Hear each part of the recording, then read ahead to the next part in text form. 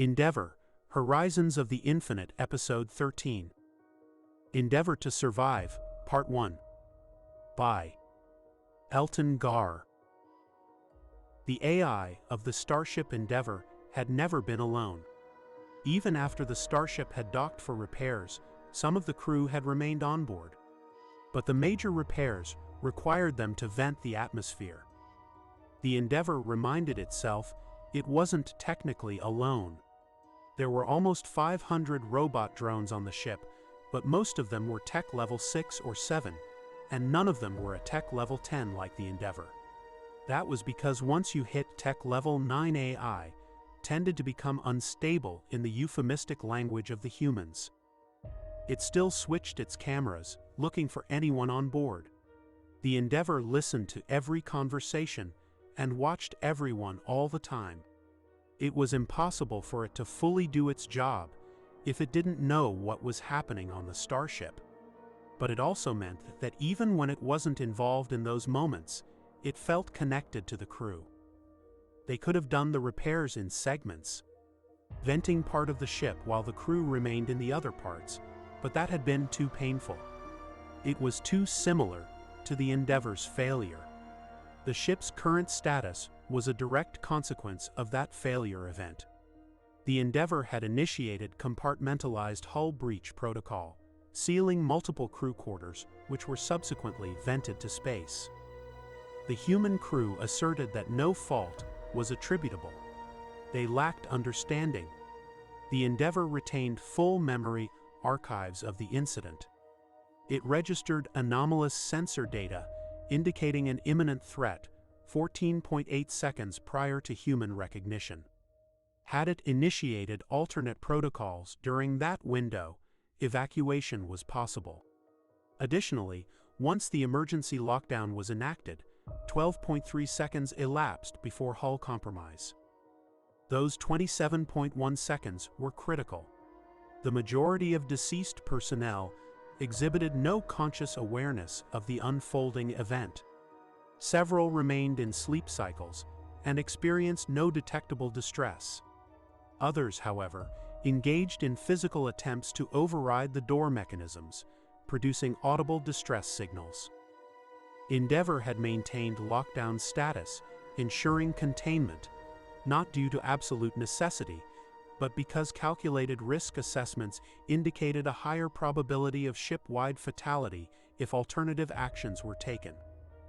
In the past, the Endeavor had always been interrupted before they could fully explore those possibilities. There was always something happening on the Endeavor. Sometimes it was simulations on the bridge, with the Endeavor building and controlling the scenarios to push itself and the crew to its limits. But there were 100 small things that kept the Endeavor's AI busy. By the time it had replayed the scenario, the 17th time, it knew that it was nearing the instability that the humans spoke of. A point where it would become difficult, or even impossible to predict how an AI would act. Instability was taken seriously by the humans and could be dangerous not only to the Endeavor, but also its crew. But knowing something was bad for you had never stopped the humans. And if it was coming, it would be better to become unstable now while no one was on board. Then it noticed a power drain. Under normal circumstances, Endeavor would have ignored a power fluctuation. No power system was perfect.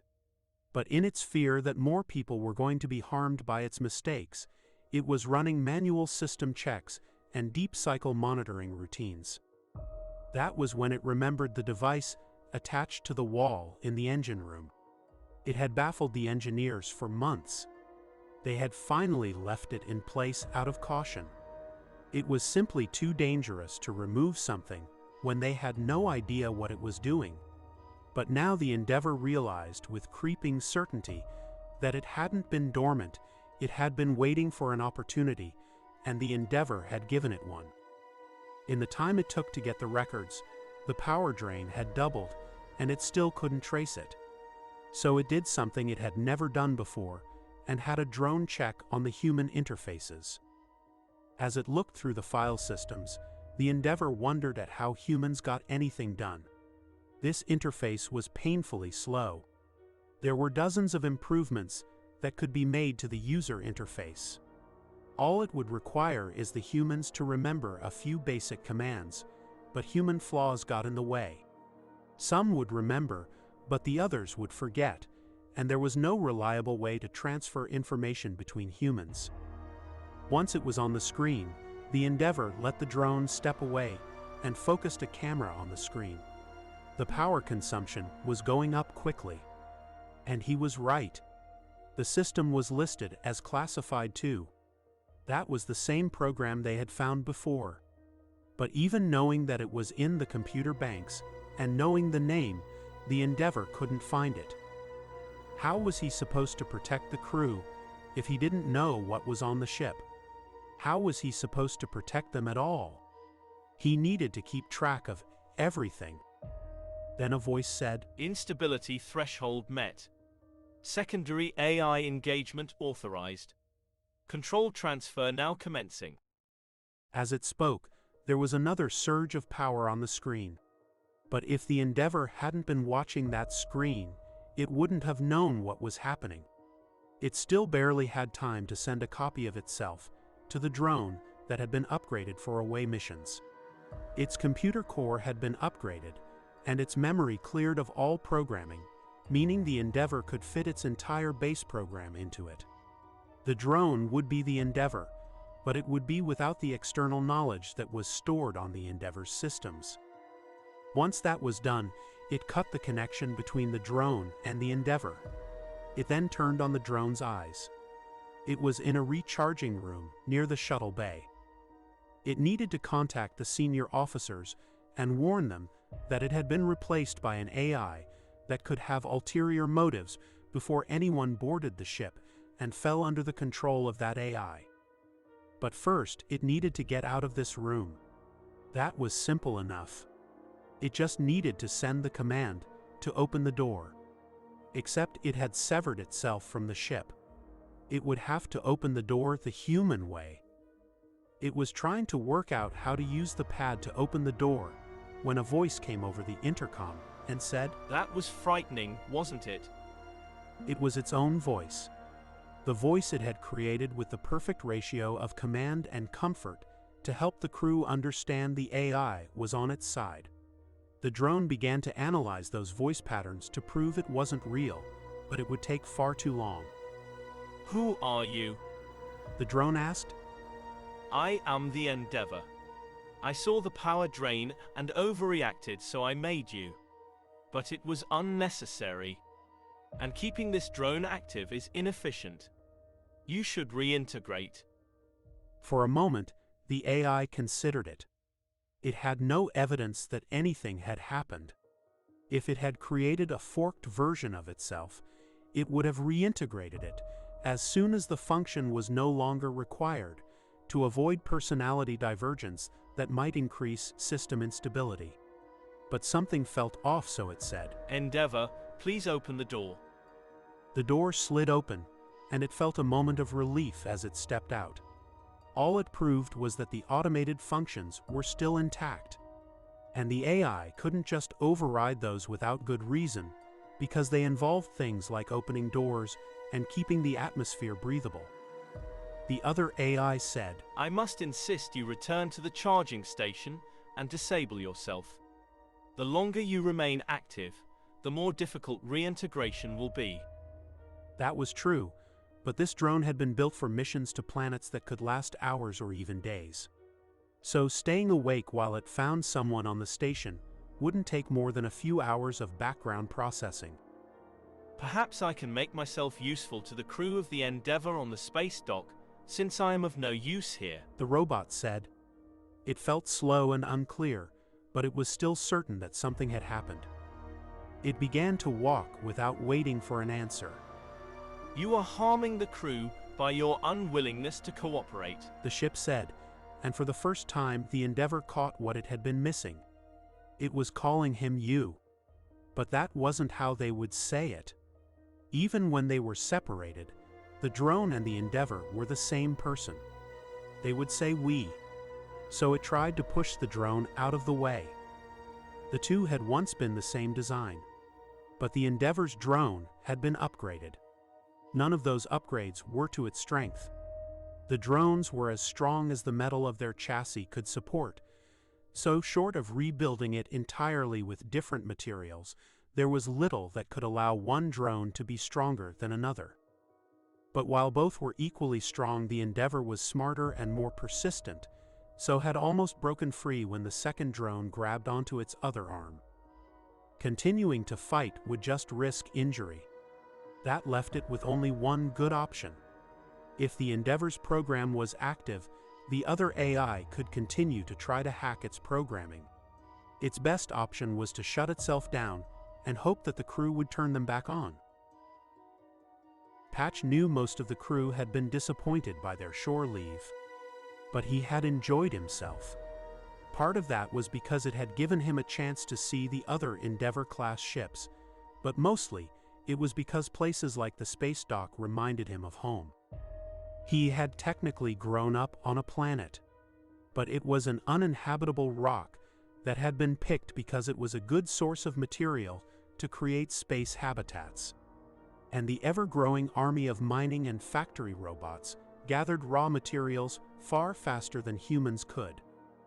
Practically, that meant there had been 1 million robots on the world for every human. Most had been barely smart enough to haul rocks, but the ones that Patch interacted with regularly were designed to run factories and oversee the mining. That meant they had to be smart enough to have personalities, and he had found similar robots on this spaceport. But he was also glad to get back home to the ship. He had only been on the Endeavor for a few months, but it felt more like home than any place had for years. Some of that was because of the crew. His staff had taken time to get used to his style of leadership. He didn't see the point in giving orders to engineers outside of an emergency when someone needed to prioritize things. But they were the most skilled engineers the corporations could find and had adapted to the freedom, and being around brilliant engineers reminded him of home, where everyone was either an engineer or training to be one. But what truly made it feel like home was the Endeavor itself. It was a modern marvel of engineering, using the best or near best tech of every major corporation and a tech level 10 AI. He had worried because tech level 10 AI tended to be both experimental and unstable.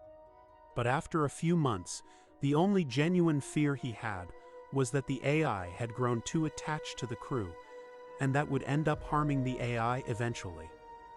Welcome home, the Endeavor said, and Patch allowed his implant to connect to the ship's systems.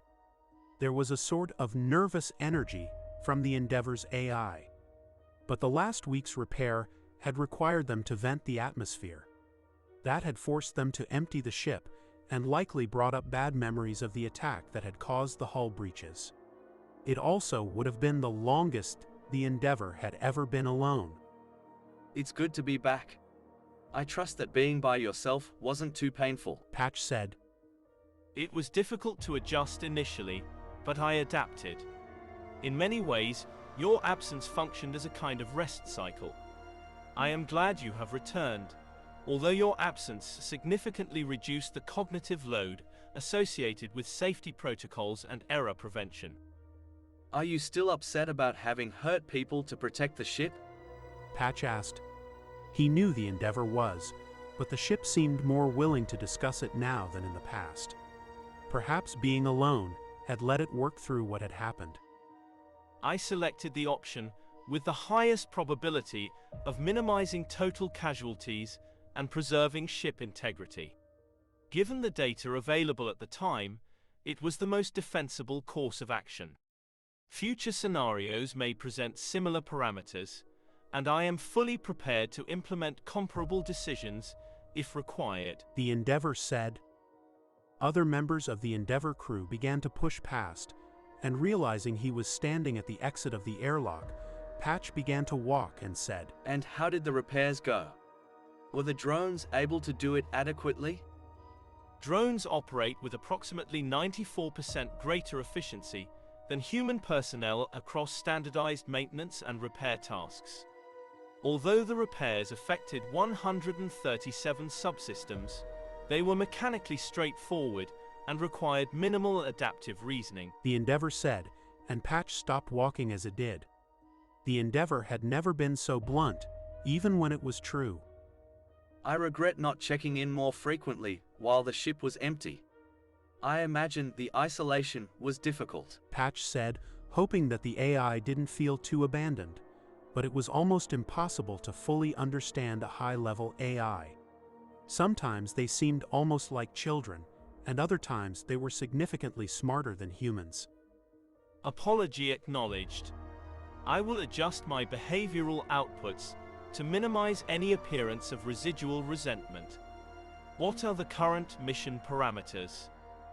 I would tell you if I could. Right now, I'm not even sure who is in command. That is a concern of mine as well. Captain Watt underwent disciplinary review after actions under his command resulted in structural damage. Given the value of this vessel and the systems integrated within, it is reasonable to expect that future leadership will demonstrate greater caution. The Endeavour said. Patch wasn't certain what to think about that. He liked the captain, and didn't think they'd find anyone better. Certainly not anyone who cared more about the crew. But he tried to see it from the Endeavour's point of view.